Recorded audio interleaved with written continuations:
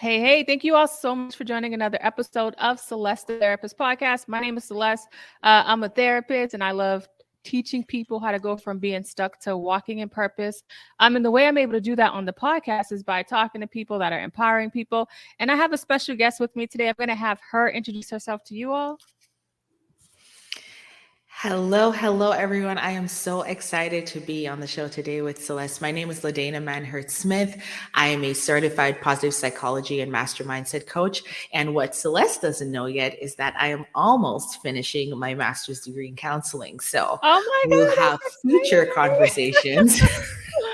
Oh, that's so amazing. Congratulations. Oh my goodness. Thank you. Enjoyed that was the counseling degree was something I actually really enjoyed doing. I didn't realize how many people didn't use their degree and work in real life. So I'm just grateful that I hit it right the first time because it's not always easy. No. So one of the things you do, you're a mindfulness coach, you also really talk a lot about imposter syndrome. That's what led me to your social media platform is your kind of emphasis on imposter syndrome. And that's something that so many people struggle with. I'm somebody that's extremely mindful, so I can see it trying to creep in, but I don't allow it to. But for some people that may not be as mindful, don't realize like how much that can creep in. So we're going to get there. But before we get there, I would love to hear a little bit about your upbringing. And because I know you didn't say like, oh, I want to be a mindfulness coach and positive psych. You wasn't doing all that. So, so my assumption as a therapist is I'm thinking there was some imposter syndrome in you. Because I feel like those are the best coaches, the ones that like, no. Yeah. So we're going to hear your story. Tell people a little bit about your upbringing. Oh, absolutely. And I agree with you. I think the best people to do any work with, at least in my of your experience, and that makes a world of difference in like helping you to grow out, beyond your limitations. So my upbringing, I am a native of the beautiful island of Jamaica.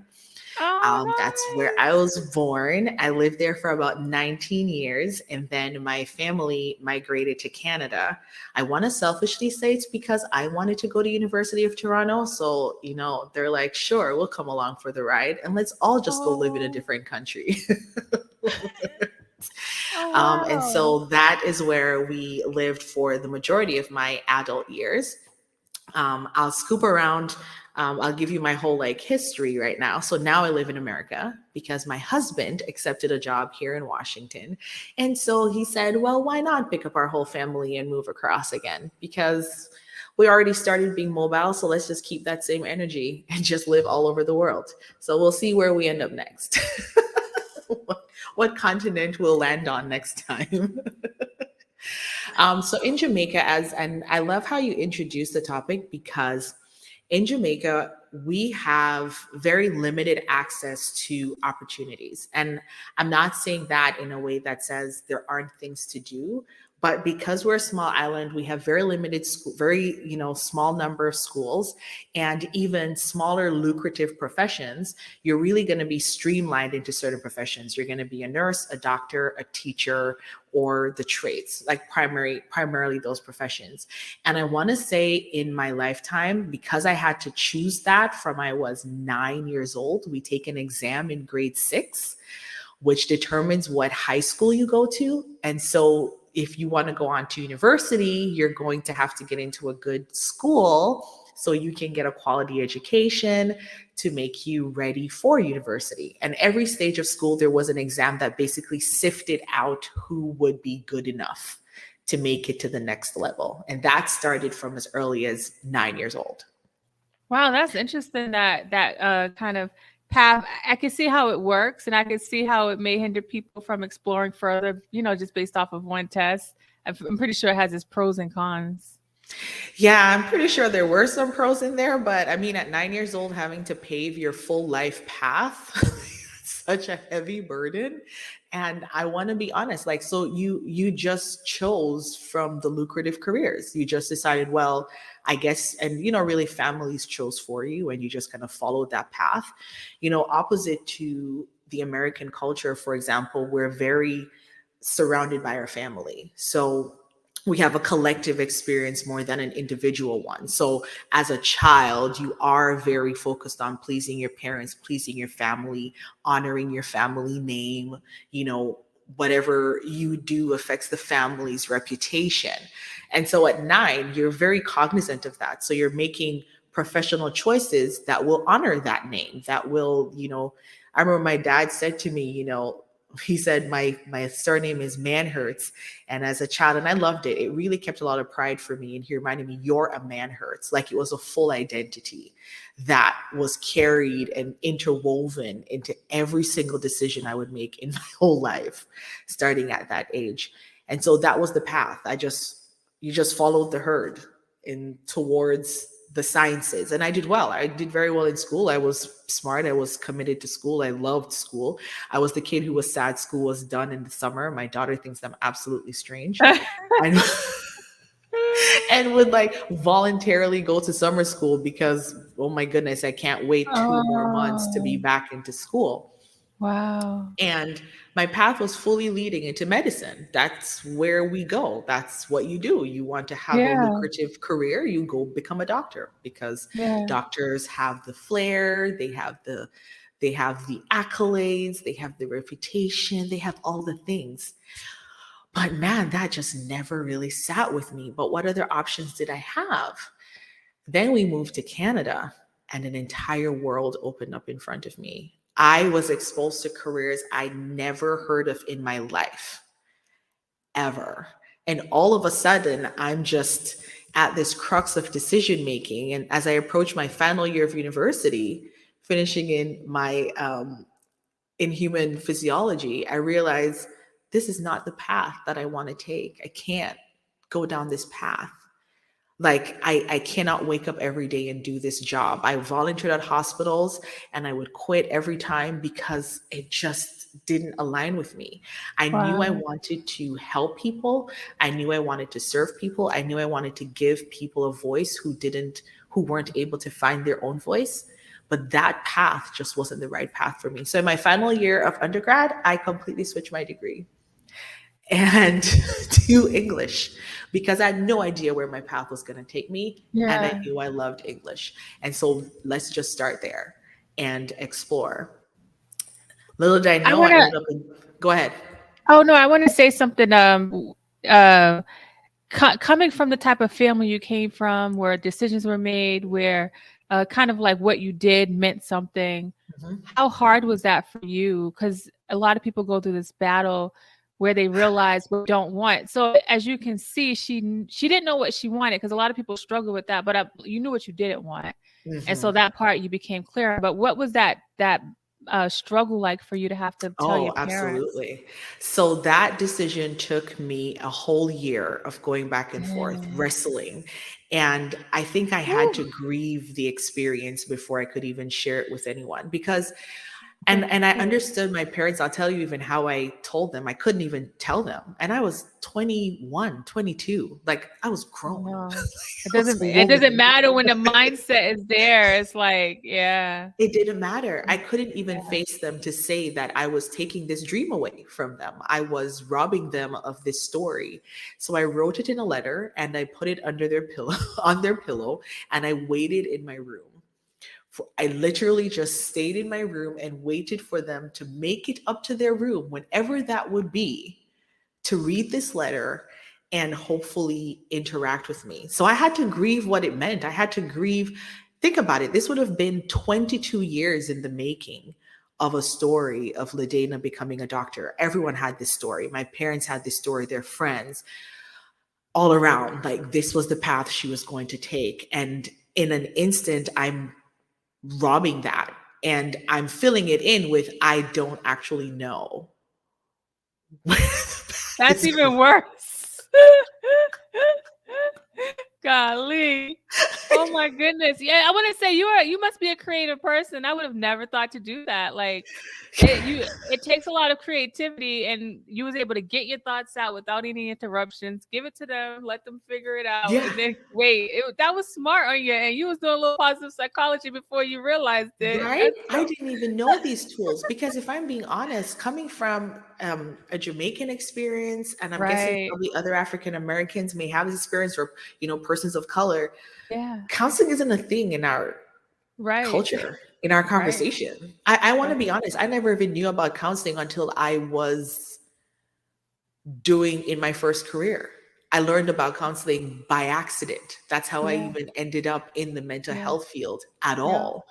And so, yeah, so I did that and I waited. And I don't know, God must have been an active part of that experience because the way they approached it, I think they felt the heart behind that letter. And I think they gave themselves the time to process it. And of course it was tough. I'm not going to pretend like it wasn't. And during the day, I'm a life coach for teens, and I help them understand this. Like, as you're making your path, sometimes you're going to have to break those stories that your parents have created, and you have to give them the time to do that because this was an active part of their story. This existed, and now it doesn't anymore. And so we have to grieve it as a loss because it's a loss of an identity that no longer is present. And they allowed me to very reluctantly explore what I would do next. And I thought, well, I know I need to use my voice. I felt very limited in the science field because of what you said. I'm very creative. And I didn't find it didn't feel like I would have the room to be creative in that line of work. There were systems and set protocols that I would have to follow and specific ways to do things that I didn't think allowed me to fully be authentic, to express myself. So I said, let me go test out the field of law. And so I became a licensed paralegal. And I did that for about 5 years. I actually thoroughly enjoyed it. And I enjoyed the limitations of that, in that I could still work in the field, but I didn't have to dive deep in until I was sure. Well, as I was going through that experience, I started recognizing that my clients would hurt themselves physically and shortly after would develop secondary issues, depression, anxiety, um, different mental issues. And I thought, oh my goodness, how is this connected? How do you go from, a carpenter who broke his leg and now you're wallowing, in depression and you can't get to put. And I became fascinated with the connection between our physical health and our mental health. And that was my introduction to this field of mental health. And so I started studying it because that's what I do. I love school. So I'm like, the best way is to go get some knowledge. And so I started studying that. All the while, there's that undercurrent of, parents never still really knowing how to present you. So everyone else in my family has defined careers. So they're either in the trades or they're nurses. That's the split. So like trades or nurses, we're very clear on what everyone does. And then there's La-Dana, who's Creative. creative. I want to say something for people that are listening. I think there are people. The fact, I mean, you're very intellectual, clearly, because I ain't never thought about wanting to go to school in the summertime. So you're intellectual, you're creative, right? And luckily, you realize that early on because you're 100% right. Like going into that field, you may have thrived financially in the medical field and been doing good work, but then if your passion is not being fulfilled, I find that people struggle. And it's really hard because in a lot of like we're at Jamaica and in America, right? I think that there are these defined roles that Mhm. people are set to do professionally. And I think when people can't figure out a career path that's defined the way society defines it, they struggle Yeah. and not do any work to explore like what life could look like for them as far as their profession. So it's really amazing that so early on in your career, you were able to recognize would work and what didn't work. Sounds Mhm. like you feel like you've always been kind of intuitive and mindful, even without realizing the psychology behind it. Honestly, I Yeah, agree. A lot of this stuff has made sense to me now that I have studied it, that it existed all along and that yeah, I was practicing these tools all along. But I've always been that way. I've always, when people would ask the question, like, what do you want to do when I grow up? I always felt like that was the wrong question. And yeah, as I grew, I realized the right question was, because the minute I asked myself that question in that year, that final year, when I was trying to decide, am I going to finish with this degree or am I going to do something that's going to bring me joy? It yeah. was, who do you want to be? Like, Wow. who do you want to be? And then whatever Yeah, career path you choose, it aligns with that. yeah, Like, that's the actual right question. Who do you want to be? And then what can you do to be that person? What can you yeah. do That's every day good. that helps you be that person? So I knew I Yeah, wanted to be someone who helped people, who gave people a voice. There are so many professions that can do that. yeah. But if I just start at, well, what do you want to be when you grow up? A firefighter. Now it feels like Right, I'm stuck because I already put it into right. the atmosphere. Then now Yeah, I'm either working yeah, towards or away from being a firefighter. Versus, who do you want to yeah. be? I want to be somebody who does X. All right. Because guess what? Careers change. I have changed my career at least 4 or 5 times since I've started, but every one of those have fulfilled who I want to be every single time. Wow, that's good. I like that. That's really good. Every So single. you did the paralegal and then you realized there's some connection, and because you're so intellectual, it's funny because real quick, in the 10th grade, my sophomore year in high school, we learned about Hitler, and I remember when I think about my first mindset around like psychology, Mhm. learning about him and using him and wanting to know what happened in his life, like how did he get Mhm. there where he and so it was so interesting how when I look back, the way you were just saying, when you look back, you see like you was already designed, like you was on that path. But you're looking at there's this connection between mental health Mhm. and physical health. So now what do you do at this point to kind of transition? Yeah, so I'm going to be honest, at the same time I was experiencing like crazy burnout because again, when you work Mhm. outside your joy, it kills you from the inside out. And Yeah. so while I was, and I think sometimes people, I'm going to get to it, but I think sometimes we feel because we're so good at something, then we should do that. Ooh, you gotta say that again for the people in the back, especially people in the wellness world, my wellness listeners. Like you Right? guys, we are not Because I'm designed so to just be doing it all day, 24/7. all Like, day, just yeah, because you're I'm right. really good at it, then You're I'm right. going to do it. I'm going to do it because you're such a good speaker, so you should go speak. But you can use those strengths in any single job that you do. But your job that you have to go to every single day when you wake up, 365, for some of us, Mhm. good grief, please ensure that brings you joy because I'm telling you, the end of burnout is unreal where you physically, mentally, emotionally cannot, and you're still winning cases. Like Right, right, right. you're pulling in zero fuel and you're still being successful. So after a while, it just starts to feel worthless. It feels like you're really good at this, but you're really good at it even when you're working on zero. So like, what's even the point? Mhm. Yep. And so I started studying. I started my master's at that point in time. And my intention, this is where the whole imposter story will start to come into play. My intention was to go into therapy. So I started my master's in counseling. Okay. I want to say, and you know what's so funny is this will probably be outside of the person I worked with to get me to see this for myself. It's probably the first time on the air anyone will actually hear me process this out loud because this has been like Oh, wow. Leave so it to like. Celeste the Therapist to have people process and stuff. And so I started my master's in counseling psychology at that point in time, and this opportunity came up to work for one of the largest police services in Ontario at the time. They had received this incredible grant to build a wellness program. And when I say God just works in like crazy ways sometimes, like I don't even, and I think crazy ways. And I was like, whatever, I'm going to put my hat in the ring. Like, I have no other experience, but I'm really good at showing you transferable skills. So it's like very good at like matching. And now that I have this newfound awareness and I'm visibly working through the effects of systems not working, so I can now go into this process and create systems that will work. And I was actually successful. I was given the position and started out, and I was just on fire.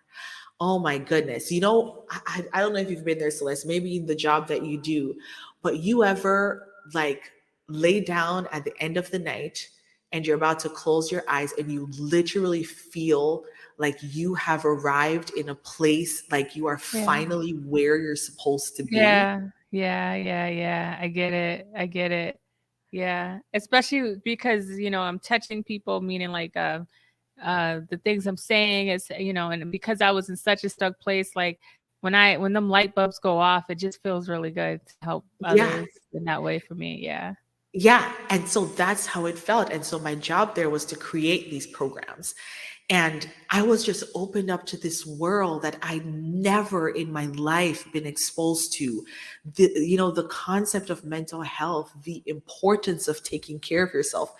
It was unlike anything I had ever experienced in my entire life. And I was just hungry. I was hungry for it. And it was from scratch. Like, earlier I'd say you must be a creative person because it was clear, but in this role, you literally were able to like do what you needed to do. And that probably just unleashed something new in I'm you. telling you, I'm telling you, when they say, the phoenix rising from the ashes, it literally, I came from a Wow. place where I was completely dead.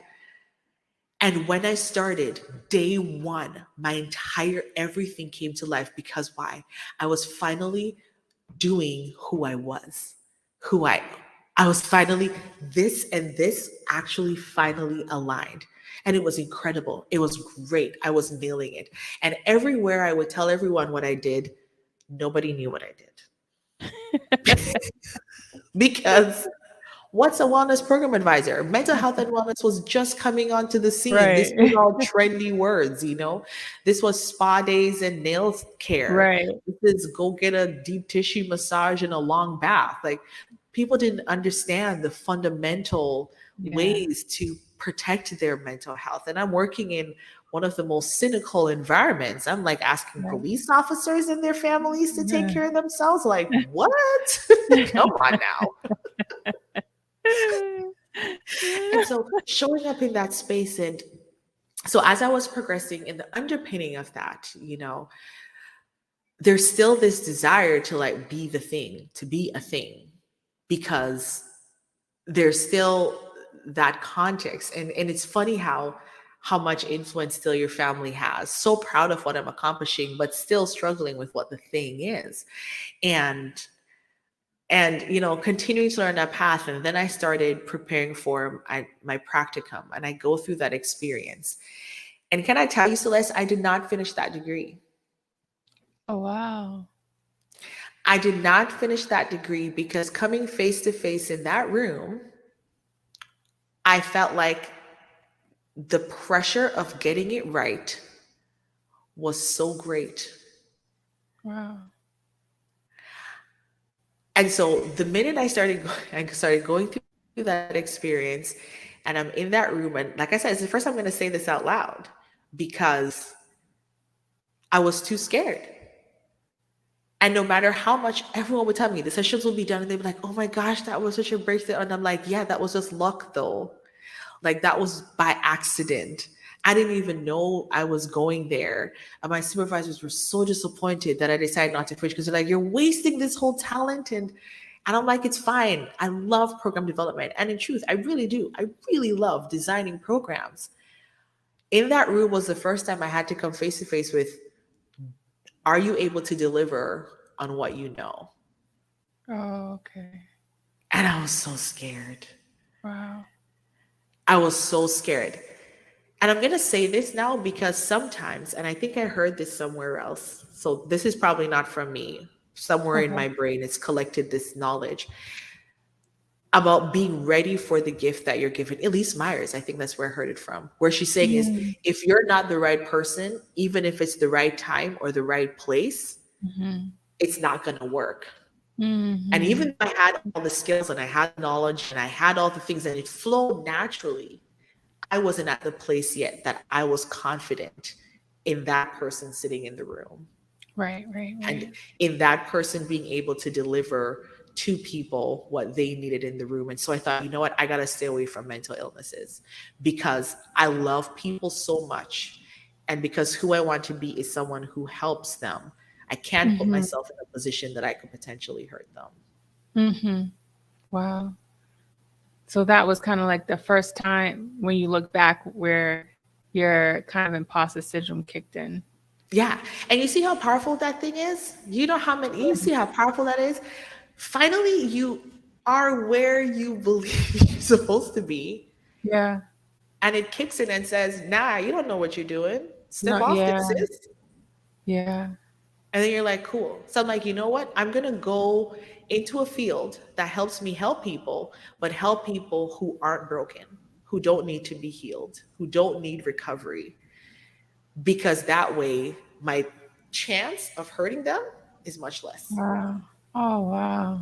Wow, that's powerful. And That's then I got powerful. exposed to coaching.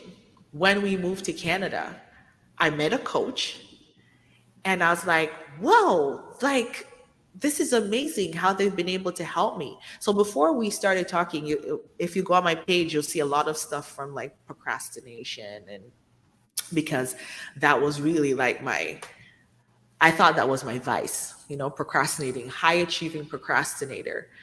But it wasn't until working through it later that I realized that was just a symptom.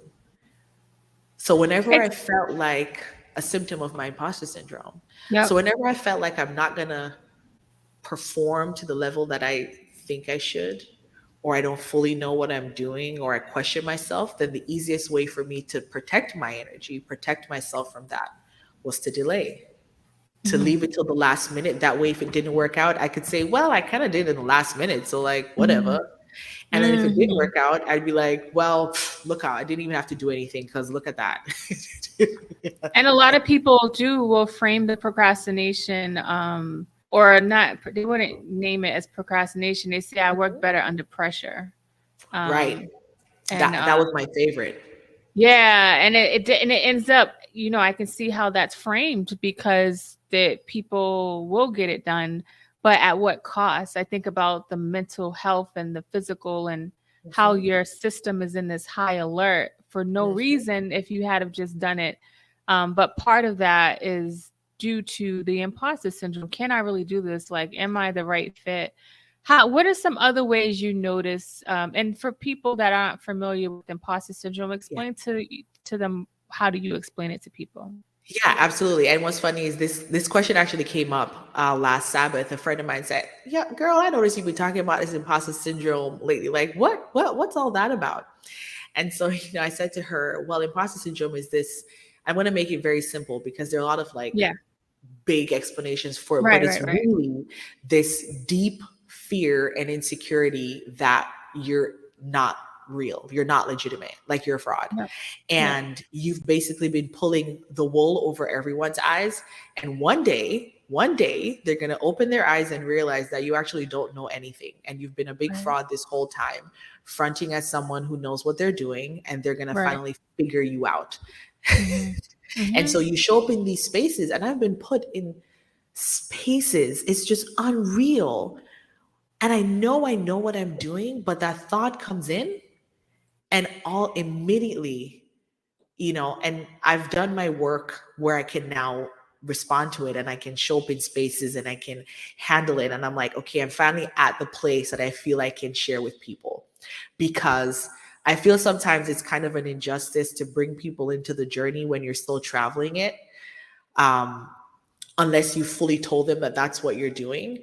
And I was Right. fully traveling this journey. And I want to say I have since been able to cross the last hurdle of this journey um, with imposter syndrome. So now I'm finally fully able to show up in my authenticity because I've been holding myself back for a long time. So I get to coaching, and of course I'm a great coach because I was a great counselor even before I was done studying. And the reality is I don't even like credit me for that work. I literally sit and I see the Holy Spirit working through me. Like I see that I don't know where to go, and I'm given the path. Like it comes out of my mouth, and not in like some surreal hazy Right. wavy way, Right. just in like helping me to recognize what's happening in the room and Right. being mindful, learning about mindfulness. That's why I go back to Elise Meyer, what she said about being the right person for the right time. Had I not gone through that coaching journey, I would not have been able to be the right person at the right time, Yeah, that's true. because there was a lot of work I needed to do. And that was the space that I was able to do that work without the pressure of performing, Yeah. without the pressure of failing, and that failure sometimes being life or death. Like, let's call Yeah. it in the work of therapy. Not that, not saying you can control, a person's choice, but the work that we do is so important that how we care for someone in that Yeah. space can make that difference. Yeah. True. True. Yeah. Like it matters. And being the right person for that actually mattered. And so I say that because sometimes we're afraid to pivot, or we feel we have to stick with something because it's where we started. But I've become I embrace the detours, because I'm telling Wow. you, the most incredible things in my life has happened when I allowed the detours to happen.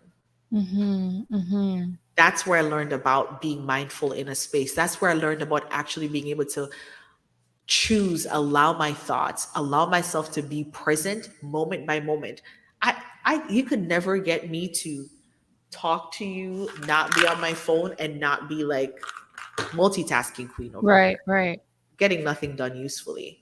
Yeah. But having the skills now to be in a space with someone and fully locked into them, not Yeah. doing the critical, oh my gosh, you don't know what you're doing. This is so bad. They're going to realize you don't know what you're doing. Oh my gosh, you're going to let them down. Why is this so ridiculous? Which is where I spend all of my time in the room, just trying to answer myself, talking to myself, so the person across from me doesn't realize Yeah. how Wow. afraid I am right now to care for them.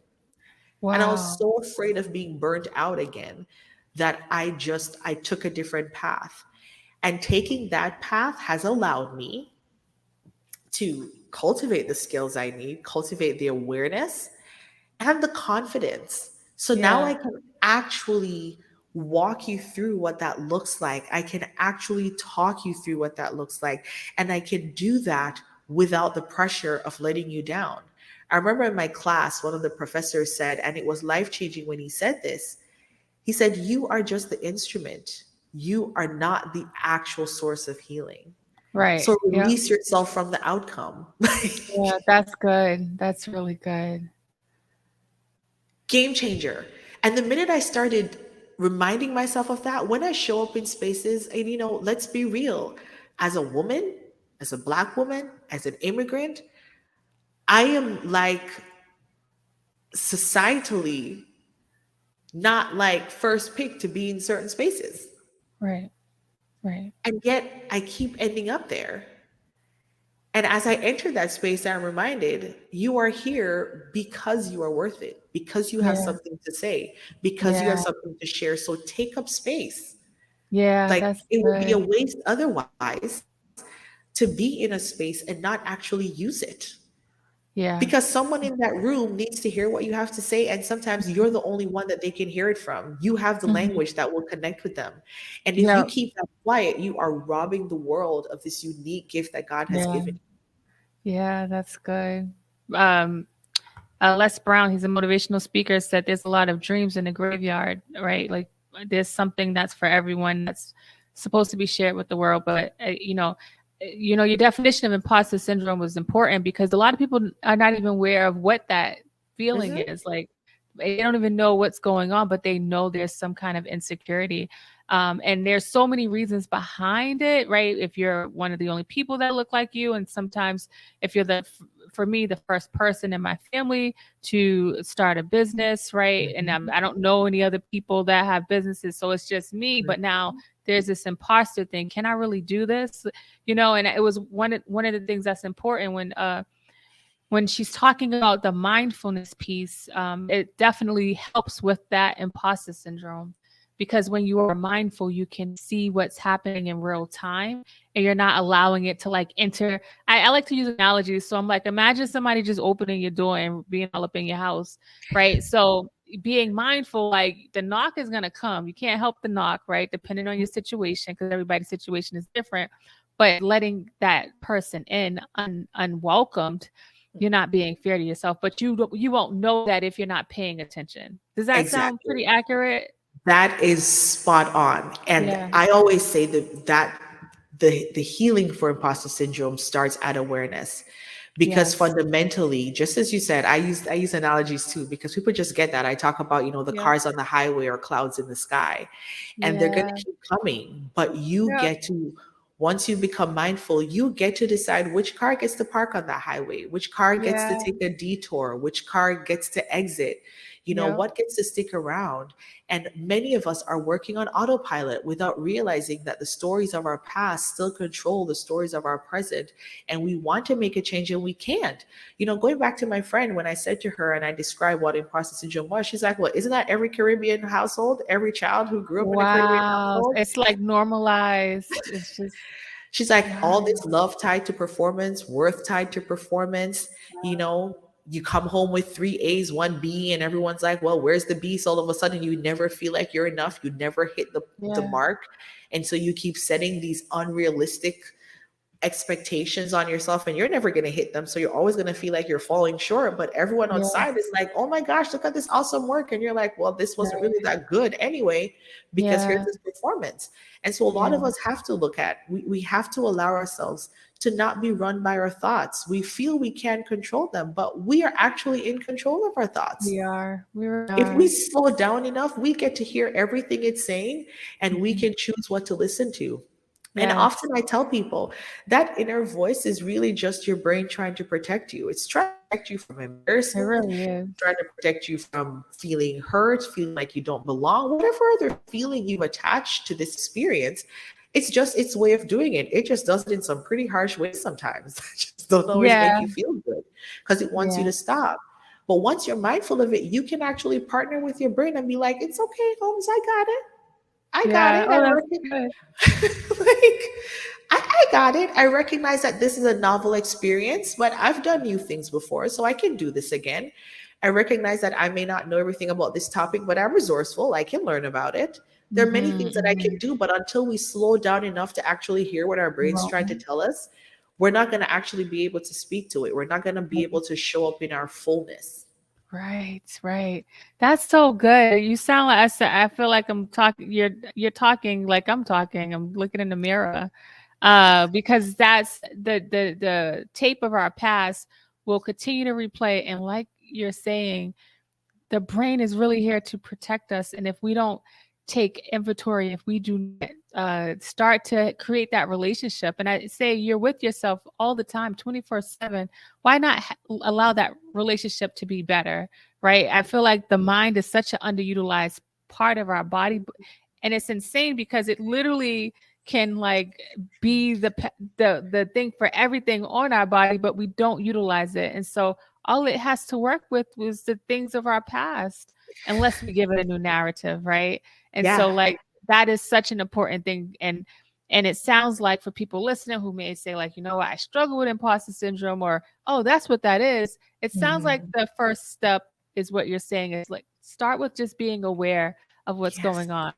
That's good. Yes, it That's really good. is. Start with just being aware and to tag on to what you just shared, which sometimes when I work with my teens and I work with, women, and I get them to realize your brain's working on outdated information. The only Yep. information your brain has is information from the past. It That's doesn't it. have anything coming up. So if you That's it. never give it new information, it's just going to keep It's just making keep decisions replaying. on old information. Yeah, that's good. Because That's 10 so years good. ago, I was afraid to be in a room. 10 years later, throw me in any room. I'm grown. Like Dang. whatever. catch me last minute and say, hey, we missed the speaker. Are you able to come? Yeah. What's the topic? I'll Wow. be ready. Yeah. I'll be ready. I'm That's resourceful. It can good. happen. And if I can't, I can speak to that. Now, I used to struggle with saying no because saying no felt like I was saying, I'm dumb. I don't know anything and I'm going to let Right. people down now. But because I'm confident in who I am, I can say no Yeah. because I'm not the right person. Yeah. But I can Yeah. connect you to the right person. I can Yeah. get you to the person who's going to deliver on what you need. And a lot of that really starts with the awareness. You cannot change what you do not know.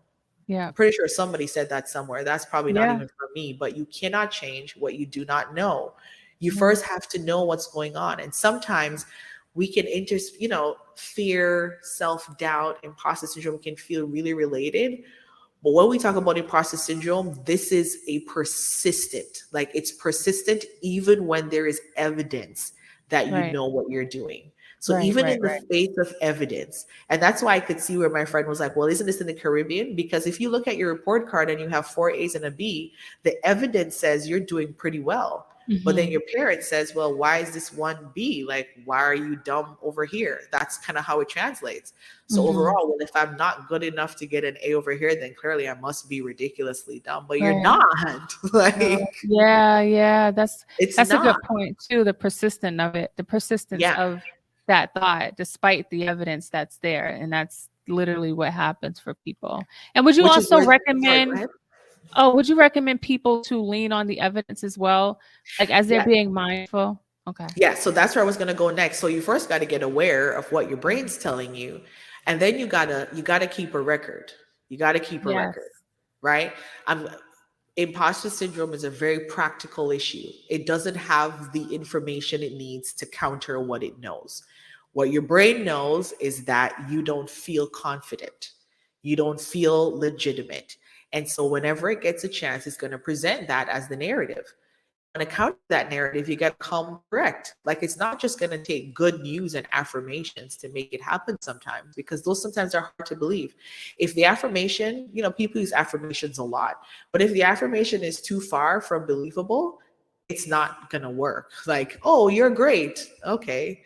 Well, I don't think so. So, so just the compliments on their own, you got to keep a record of where you've been good so that you can counter, just like I did before when I said, oh, you're going to do something new. Oh my goodness, this is not going to be good. No one's going to listen to you. Everyone's going to think this presentation is not going to be very good. You're going to miss the point. You're going to be like, why am I listening to this person? But then you get to remind yourself, well, I've presented before on many topics. It's often received well.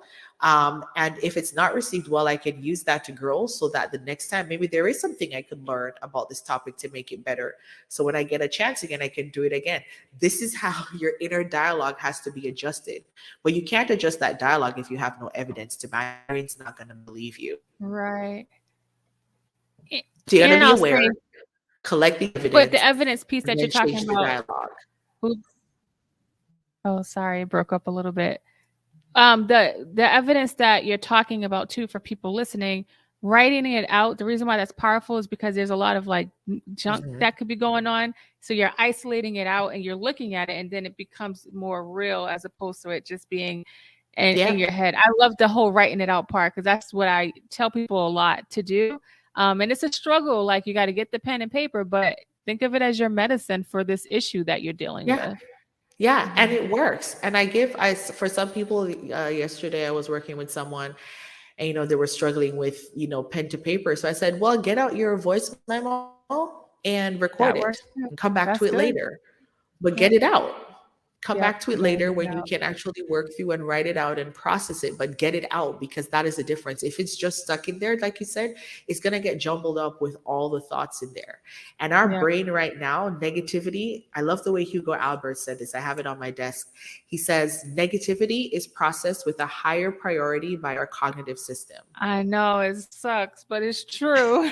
It's So we true. got to be really intentional about changing that narrative. I tell people that all the time, because the Yeah. pain, it leaves this. I say, you go to a restaurant, you eat 50 times. On the 50th time, if you get food sick, the 49 times doesn't matter, No. because that food sick part, you're like, oh my gosh, I didn't like that feeling, but it does stick out more It which is does. why being mindful about the joys, being mindful of the wins and all of the things that are going on is important, because that is so true. That is absolutely true. Yeah, you got to counter your brain with information.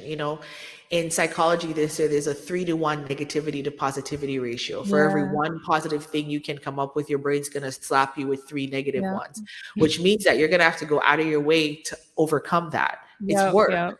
It's Yep. work. And I never tell anyone this is not going to be easy work. It's work. You have to Mhm. do the work if you want to start showing up in your fullness. If you want to start Yep. showing up in your God-given purpose, you have to do the work. Yeah. Because it Yeah. can happen. I'm Yeah. telling you, I'm living it now. Like I'm here Well, we now. know that now. Thank you for sharing your story with us. What if people wanted to work with you? How would they work with you, and what's the population that you work with?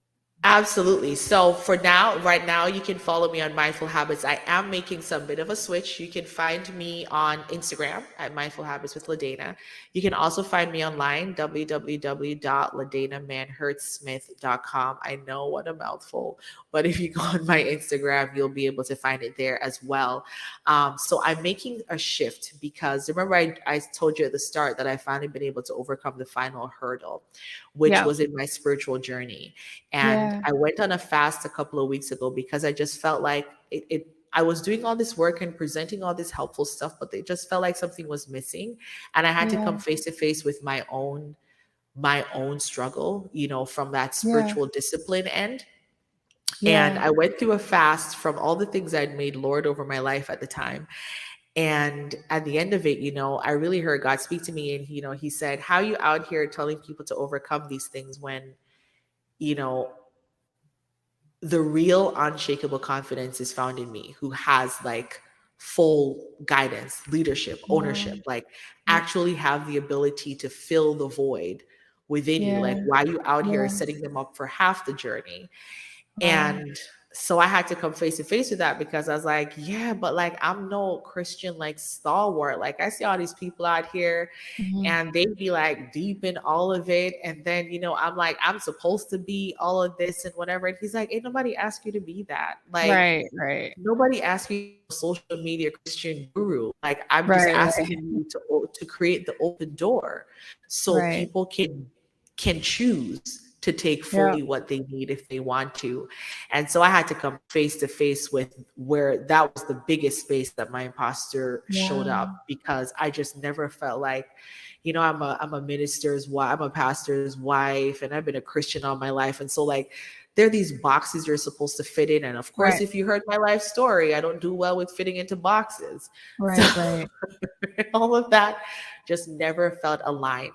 And so now I am like recreating what that working with me looks like. And so it's a great place to be with me now as I go through Yeah. that. And so for March, I'm starting a study on Proverbs because the beginning of, Oh, wisdom wow. is with the knowledge. So I'm starting Yeah. there. And this is me being vulnerable and allowing this to grow into kind of what he wants it to be, and to allow myself to be okay with not knowing the whole ordeal, but allowing myself to be open to Oh, exploring. wow. And I think it's a beautiful thing for us in our lives to do that, to be okay with exploring, to be okay with Yeah. being open to learning and being in something new. So yeah, if that sounds good to you, then come join me. Let's do this Oh, together. I love it. This is awesome. Thank you for your transparency and your vulnerability. And it's the opposite of not being open to see. Earlier in the podcast, I wanted to go really quick, just say this. You did talk about how your path was being led, and I tell people all the time. I say I can't describe. It wasn't this voice of God in my ear, but I did say once I made time to be still, the answers came, right? And it's Yeah. not that they came in a nice little package, but they came where I was able to see that this is for me. You'll never be able to see what's for you if you got your face in the phone and in somebody's face all the time. Like if you're not really like making time, and I know being still can be challenging when you're so used Yeah. to living in chaos or so used to like being on a go. But until you make time to be still, you won't understand what it is that you need. Even if you don't know what it is, try to be still, and I promise you, like the answers will come. So Yeah. I just wanted to say that from you said, you mentioned that earlier, and I wanted to mention that again so people can understand that part because it's Yeah, the important. answers are in the stillness. And I Yeah. love that you point out, because Christian, Buddhist, Hindu, Yep. non-believer, Yep. whatever it is, Yep. no one disputes that silence usually creates the opening to finding Yeah. the answer. Yep. Because what does it do? It actually gives your brain time to slow down and Yeah. organize information. Yeah. If you're Yeah. just in the chaos, it never gets time to put the pieces It together. But doesn't. It doesn't. in that stillness, that's where the answer is. And if you allow yourself the space, you'll find it.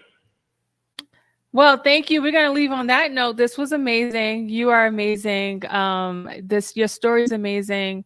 I've never had no one come on to talk about this imposter syndrome piece and share their story around it. So I know just from being a therapist and working with people that this is really going to touch people, and they're going to be like, "Oh, I'm not alone. Like there's somebody else." Because you know how it is when you isolate and you think you're the only one Yes. going through it, then that's why storytelling is so powerful, is because you start to realize you're not alone. So thank you so much for sharing with my audience. And also the links to to her site and her Instagram is going to be in my show notes. So if you just want to click on it and not have to type it in, go to the show notes so you can check it out. Thank you so